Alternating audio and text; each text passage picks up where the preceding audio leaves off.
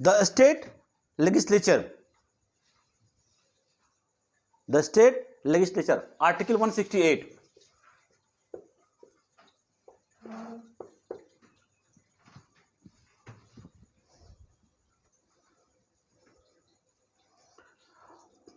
Constitution of legislatures in state, राज्य के विधानमंडलों का गठन. For every state there shall be a legislature which shall consist of the governor and in the state of Andhra Pradesh, Maharashtra, Karnataka, Tamil Nadu, Telangana and Uttar Pradesh, comma फिर 2 houses. B number में है in other state 1 houses.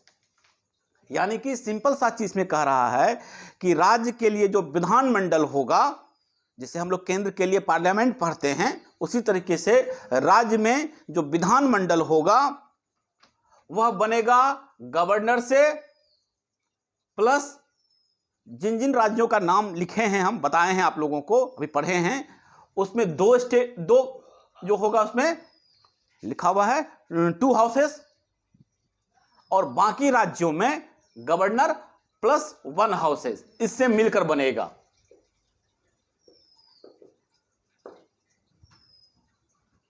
Okay, तो आप लोग को कल भी बोले थे कि आप लोग याद रखेंगे कि किन किन राज्यों में 2 हाउस है, वो आप लोग याद रखेंगे.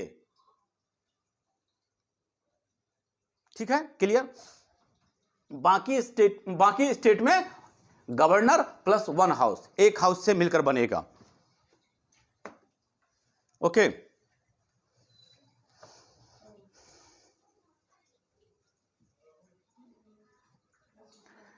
इसी में फिर देखिए आगे लिखा हुआ है क्लॉज 2 में देखिएगा, where there are 2 houses of the legislature of state, one shall be known as the legislative council.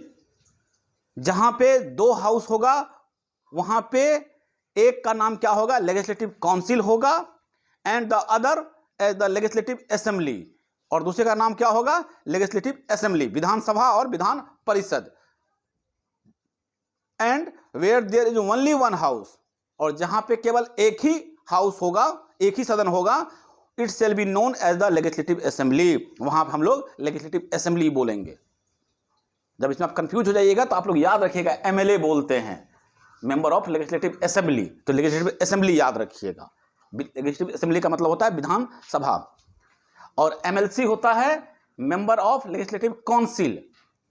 तो विधान परिषद को हम लोग लेजिस्लेटिव काउंसिल बोलते हैं, Vidhan Parishad.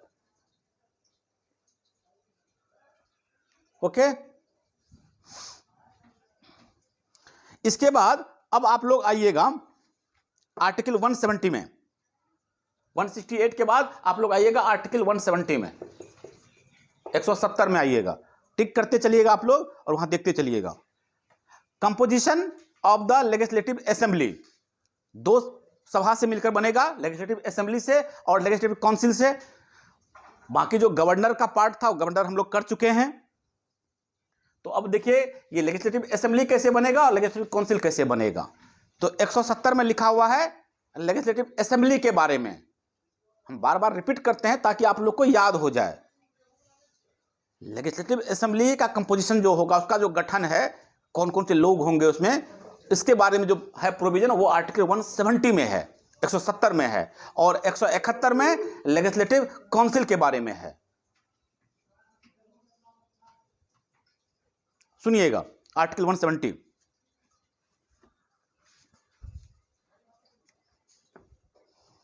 Subject to the provisions of article 333,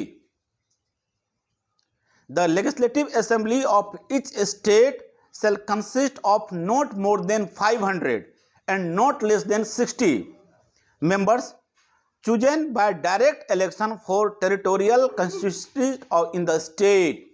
यानी कि आपका जो विधानसभा होगा, लेजिस्लेटिव असेंबली होगा, ठीक है ना, वह कितने लोगों से मिलकर बनेगा. तो कहता है नॉट मोर देन 500, 500 से ज्यादा सदस्य नहीं होने चाहिए और 40 से कम सदस्य नहीं होने चाहिए. याद रखिएगा आप लोग. 333 का उपबंध रहेगा, वो पहले था जेके वगैरह सब के बारे में कि वहाँ पे 40 से कम वगैरह सब जो भी था, तो वहाँ वो प्रोविजन रहेगा, उसको छोड़ के अभी इसको ध्यान नहीं देना है हमको। बाकी चीज़ों के बारे में, बाकी स्टेट के बारे में लिखा हुआ है इसमें, ठीक है ना, कि उस राज्य का, जिस राज्य का लेजिस्लेटिव असेंबली रहेगा, उस राज्य के निर्वाचन क्षेत्र से कितने लोग होने चाहिए? 500 से अधिक नहीं होगा। मैक्सिमम 500 मेंबर हो सकते हैं और न्यूनतम 40 मेंबर।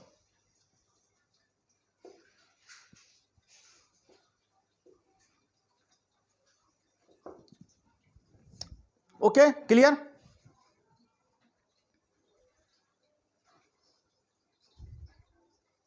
कितना? 60, सॉरी 40, 60, सॉरी, हाँ 60 मेंबर, सॉरी 40 तो यहां पे है जेके, 60, सॉरी 60 मेंबर, 60 है, नॉट लेस देन 60, सॉरी। किसी स्टेट में शायद 40 है, वो ध्यान रह गया हमको। मैक्सिमम 500 मेंबर और मिनिमम 60 मेंबर, बार बार 40 आ जाता है। Okay, clear? हाँ, और ध्यान ये भी रखना है कि शेड्यूल कास्ट, जैसे आप लोग इलेक्शन देखते हैं स्टेट में, schedule caste but seat will be reserve for the schedule caste and schedule tribe. तो उसका वो अपना रोस्टर चलता है कि किसी किसी जगह के सीट को जो है रिजर्व कर दिया जाता है कि यहाँ से एससी ही इलेक्शन लड़ेगा या फिर यहाँ से एसटी ही इलेक्शन लड़ेगा। ओके,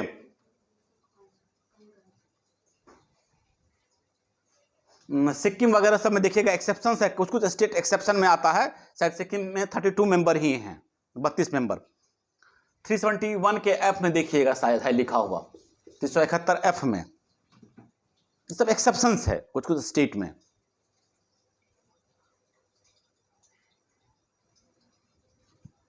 ठीक है,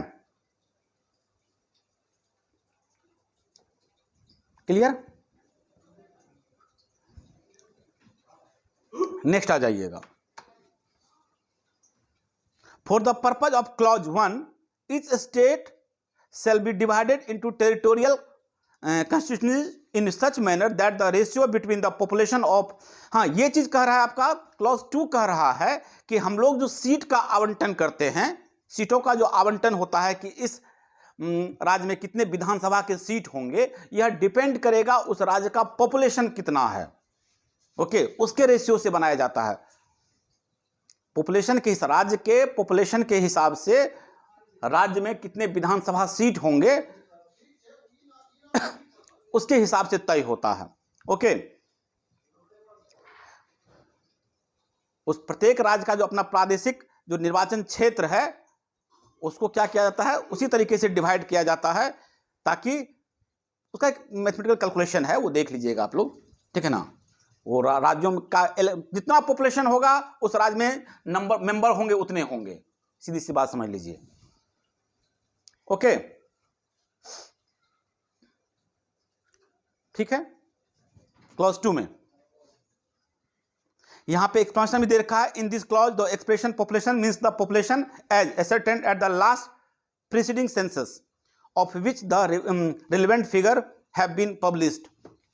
और पॉपुलेशन का मतलब होगा कि पिछले, उससे जब इलेक्शन हो रहा है उससे पहले जो जनगणना हुई होगी उसके हिसाब से पॉपुलेशन। कोई दिक्कत इसमें? आर्टिकल 170 में बताइएगा। हाँ, आर्टिकल 170 ये कह रहा है आपको कि मैक्सिमम 500 सदस्य होंगे, मिनिमम 60 सदस्य होंगे आपके लेजिस्लेटिव असेंबली में, इससे मिलकर बनेगा। एससी एसटी के लिए सीट रिजर्व रहेगा, और किस स्टेट को कितना विधानसभा सीट है, कितनी विधानसभा मेंबर होंगे, यह तय होता है उस राज्य के जनसंख्या से। ओके, बस हो गया। और पॉपुलेशन का यहां मतलब है कि जो पिछला जो जनगणना हुआ होगा, जब इलेक्शन होगा उससे जो पिछला जनगणना हुआ होगा उसके हिसाब से पॉपुलेशन हम लोग जो पब्लिश होता है, कितना पॉपुलेशन बिहार का है, बिहार की विधानसभा में इतना मेंबर होना चाहिए। हो गया। चलिए next, article 171, article 171, composition of the legislative council, ये लेजिस्लेटिव असेंबली हो गया, लेजिस्लेटिव काउंसिल देखिएगा, article 171,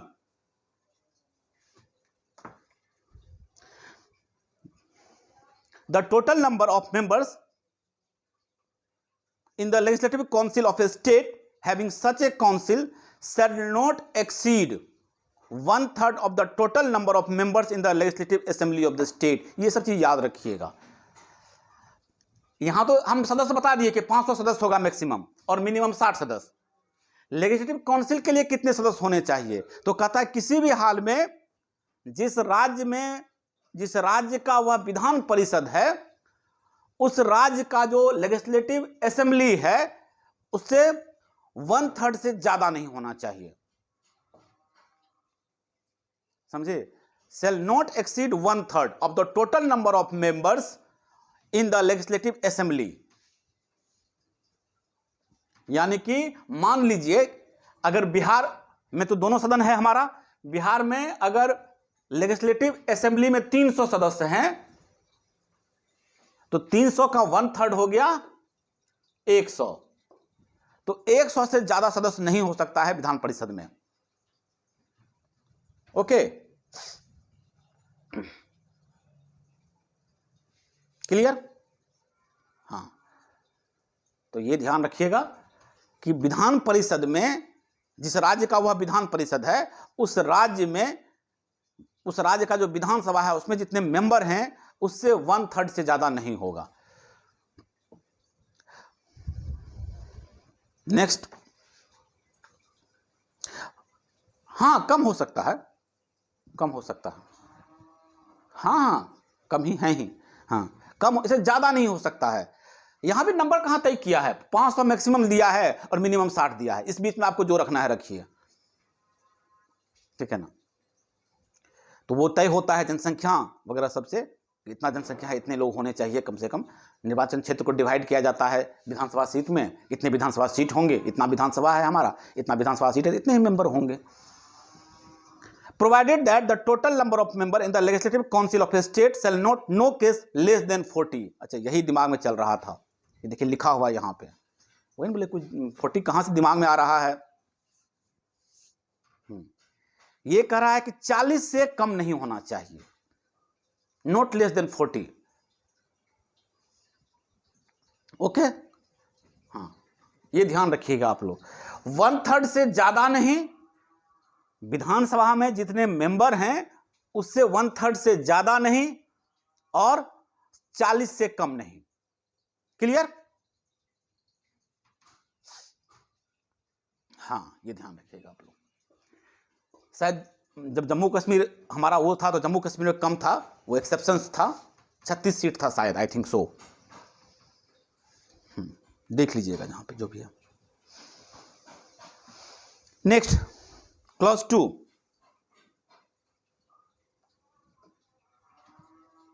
clause 2, until parliament by law otherwise provides the composition of the legislative council of a state shall be provided in clause 3।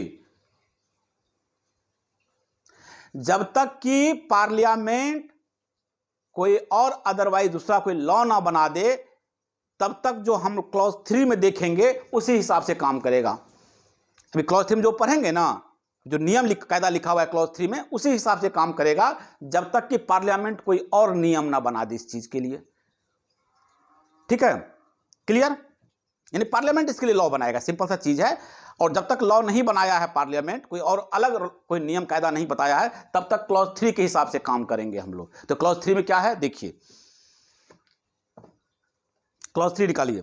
Of the total number of members of the legislative council of A state. सबको मिल गया है कि नहीं article?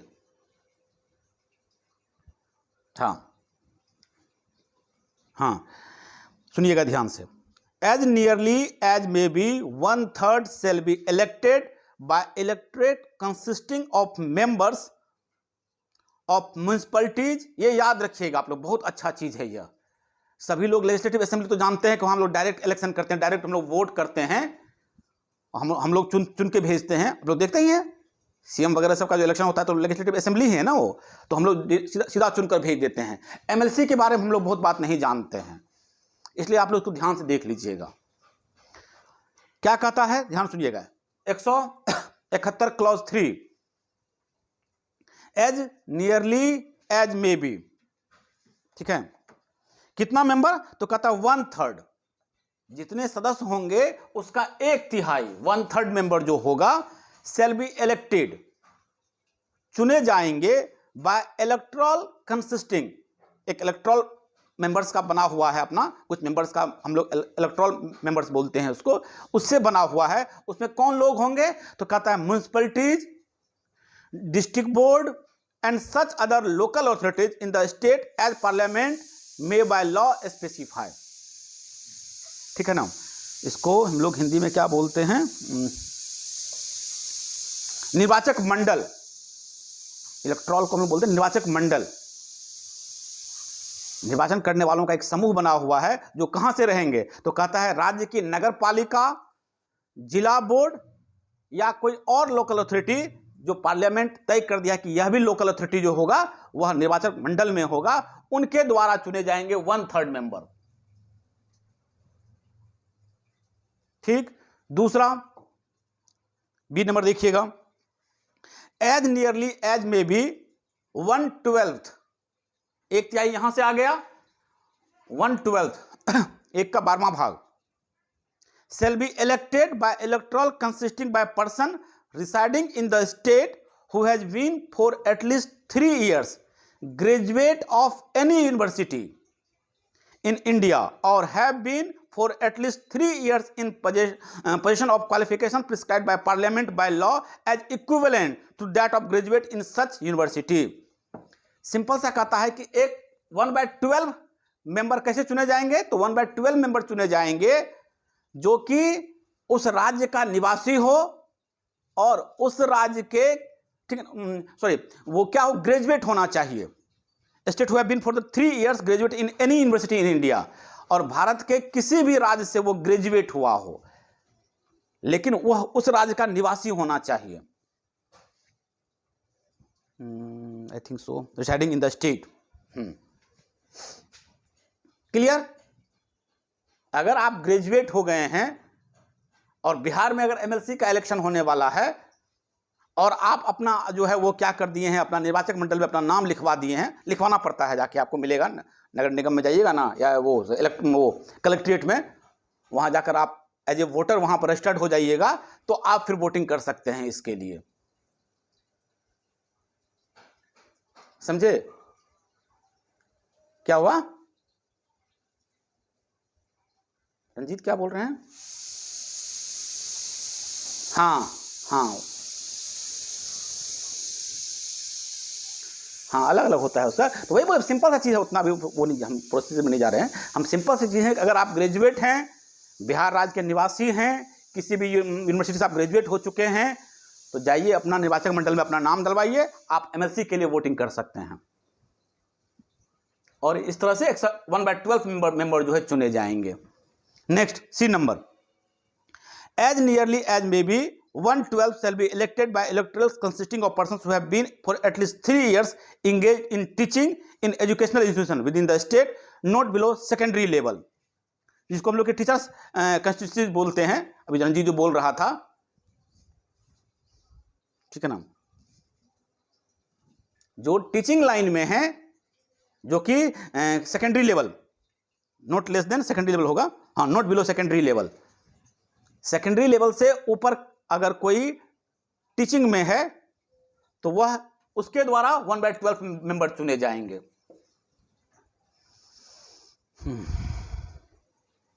मैंने 3 साल से जो engage है टीचिंग लाइन में, ठीक है ना।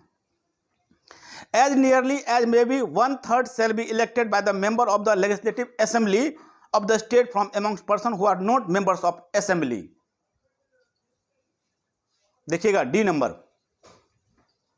ठीक है ना। 1/3 मेंबर जो हो गए राज्य के विधानसभा के सदस्य द्वारा, ठीक है ना। ऐसे व्यक्ति का निर्वाचन होगा इसमें जो विधानसभा के सदस्य नहीं हैं। यानी इसको कौन चुनेगा? 1/3 मेंबर को विधानसभा का सदस्य चुनेगा। और इसमें चुनाव जो होगा किसी ऐसे सदस्य का होगा जो विधानसभा का सदस्य नहीं है। Okay, clear? और बाकी सदस्य जो होगा, बाकी सीट के लिए राज्यपाल साहब जो होंगे, आई थिंक, हाँ, the remain shall be nominated by the governor in accordance with the provision of clause 5। Clause 5 में देखेंगे गवर्नर को कितना है, गवर्नर साहब नॉमिनेट करेंगे। यानी कि इस तरीके से पूरा जो हो गया आपको 1/3 जो मेंबर हो गया वो आ गया आपको नगर पालिका, लोकल अथॉरिटी, ठीक है ना, राज्य का बोर्ड, इन सब से आ गया। 112 सदस्य, 1/12 सदस्य जो होंगे वह ग्रेजुएट, उस राज्य का निवासी जो मतलब कि उनके द्वारा होगा।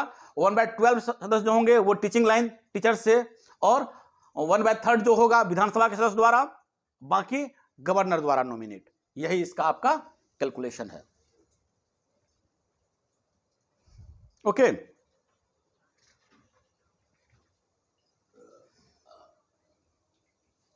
वो गवर्नर साहब नॉमिनेट जो करते हैं,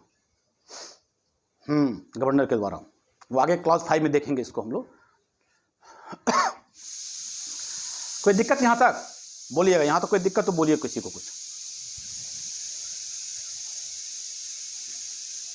राहुल, राहुल, हाँ, नो प्रॉब्लम, ओके। बाकी क्लॉज 4 में लिखा हुआ है कि इसके लिए जो भी टाइम टू टाइम जो पार्लियामेंट है वो रूल बनाएगी, ठीक है। The members to be elected under sub clause A, sub clause B and sub clause C of clause 3 shall be chosen in such territorial constituencies as may be prescribed by or under any law made by parliament, and the elections under said subclause and under subclause D of the said clause shall be held in accordance with the system of proportional representation by means of signature transferable vote। बस हो गया। 5th में clause 5th का रहा है, the member to be nominated by the governor under sub clause E of clause 3 shall consist of persons having a special knowledge of practical experience in respect of such matter as the following, namely literature, science, art, cooperative movement and social service। ठीक है ना। Clause 4 कह रहा है कि parliament जो हम clause सब क्लॉज ए में पढ़े, बी में पढ़े, उसके लिए पार्लियामेंट क्या करेगी, नियम कायदा बनाएगी कि किस तरीके से ये काम करेगा। ठीक, गवर्नर के बारे में लिखा हुआ है कि गवर्नर साहब जो नॉमिनेट करेंगे वो इन फील्डों से चुनेंगे।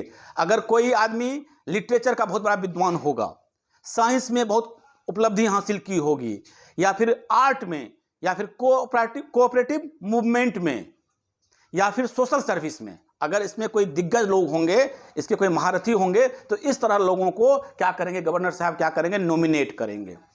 बाकी क्लॉज 4 पार्लियामेंट बना रही है लॉ, और जो तरीका चलेगा वो करेगा प्रोपोर्शनल रिप्रेजेंटेशन का जो रूल होता है, वो समानुपातिक प्रतिनिधित्व का जो हम लोग का वहाँ जो हम लोग प्रेसिडेंट के लिए भी पढ़ते हैं, उस हिसाब से यह जो होगा चुने जाएंगे। यही आपका आर्टिकल 171 कहता है। कोई दिक्कत आर्टिकल 171 में? बाकी इसको आप लोग रीड कीजिएगा, जो चीज़ नहीं समझ में आएगा फिर दोबारा पूछिएगा, लेकिन आप लोग को टाइम मिलेगा पढ़ने का तब तो। इतनी व्यस्तम लाइफ में आप लोग कैसे वक्त निकालिएगा।